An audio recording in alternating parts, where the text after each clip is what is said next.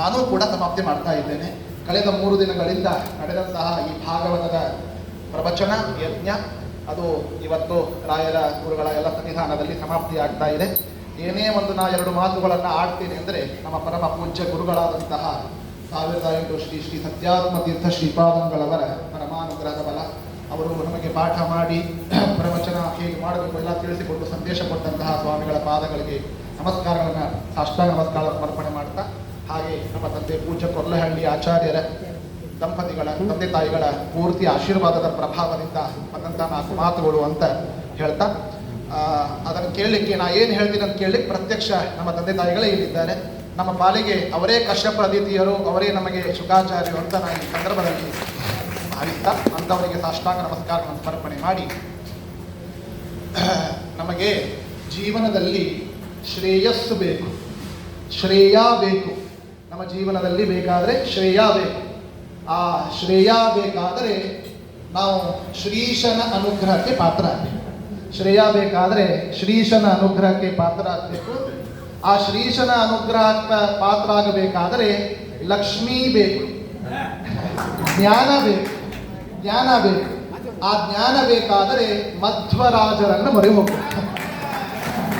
ನಮಗೆ ಜ್ಞಾನ ಬೇಕಾದರೆ ಮಧ್ವರಾಜರನ್ನು ಮೊರೆ ಹೋಗಬೇಕು. ಮಧ್ವರಾಜರ ಅನುಗ್ರಹ ಆಗಿಬಿಟ್ರೆ ಶ್ರೀದೇವಿ ಪತಿ ಶ್ರೀನಿವಾಸ ನಮಗೆ ಅನುಗ್ರಹ ಮಾಡ್ತಾನೆ. ಶ್ರೀದೇವಿ ಪತಿ ಶ್ರೀನಿವಾಸ ನಮಗೆ ಪರಮಾನುಗ್ರಹ ಮಾಡ್ತಾನೆ ಅಂತ ಈ ಸಂದರ್ಭದಲ್ಲಿ ಹಾರೈಸ್ತಾ, ನಮಗದೇ ಆ ಶ್ರೀದೇವಿ ಪತಿ ಶ್ರೀನಿವಾಸ ದೇವರ ಅನುಗ್ರಹನೇ ನಮಗಾಗಬೇಕು. ಅಂತಹ ಅನುಗ್ರಹವನ್ನು ನಾವೆಲ್ಲ ಪ್ರಾರ್ಥನೆ ಮಾಡೋಣ ಅಂತ ಹೇಳ್ತಾ, ನಮ್ಮ ಭಾಗ ಆಚಾರ್ಯರ ಭಾಗ ಶ್ರೀನಿವಾಸ ಆಚಾರ್ಯರ 82ನೇ ವರ್ಷದ ಉತ್ಸವ ನಡೀತಾ ಇದೆ. 82ನೇ ಉತ್ಸವನೇ ಹೆಂಗಿರಬೇಕಾದರೆ ಶತಮಾನೋತ್ಸವ ಹೆಂಗಿರಬೇಕು ಅಂತ ನಾವು ಚಿಂತನೆ ಮಾಡಬೇಕು.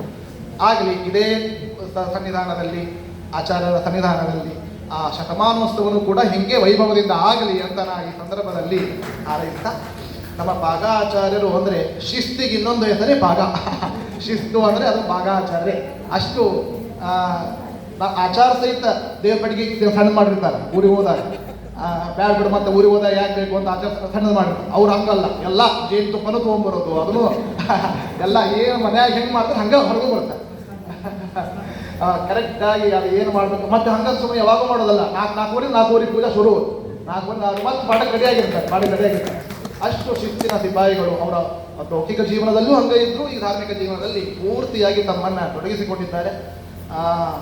ಕೆಲವೊಂದು ಆಚಾರ್ಯ ಗೊತ್ತಿಲ್ಲ, ಆಚಾರ್ಯ ಎಲ್ಲ ಕಾರ್ಯಕ್ರಮ ಮಾಡಿದಾಗ ಆಚಾರ್ಯ ಹೇಳಬೇಡ್ರಿ ಅಂತ ನನ್ನ ಹತ್ರ ಏನೋ ದುಡ್ಡು ತಂದು ಕೊಟ್ಬಿಡ್ತಾರೆ. 10,000 20,000 ತಂದು ಕೊಟ್ಬಿಡ್ತಾರೆ. ಅಷ್ಟು ಗುಪ್ತದಾನ ಮಾಡುವವರು, ಹೇಳಿಕೊಳ್ಳದೆ ಗುಪ್ತದಾನ ಮಾಡುವವರು. ಆಚಾರ್ಯ ಮತ್ತೆ ಬೈತಾರೆ ಅಂತ ನನಗೆ ತಂದು ಕೊಡ್ತಾರೆ, ನಾನು ಕೈ ಕೊಡ್ತಾರೆ. ಹಂಗೆ ಯಾವಾಗಲೂ ಧಾರ್ಮಿಕ ಆಸಕ್ತಿ ಉಳ್ಳಂತಹ ದಂಪತಿಗಳು ಇಬ್ಬರು ಹಂಗೆ ಇದ್ದಾರೆ. ಅವರು ಮಕ್ಕಳ ಜೊತೆ ಹೆಂಗೆ ಸಂಬಂಧ ಇತ್ತು ಅದು ಬೇರೆ.